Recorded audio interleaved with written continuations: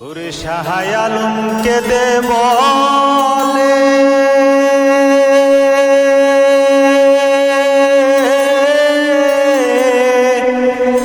জান্নাত মায়ের চরণ তলে রে।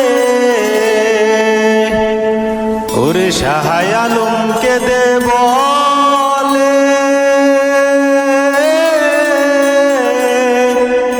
জান্নাত মায়ের চরণ তলে রে।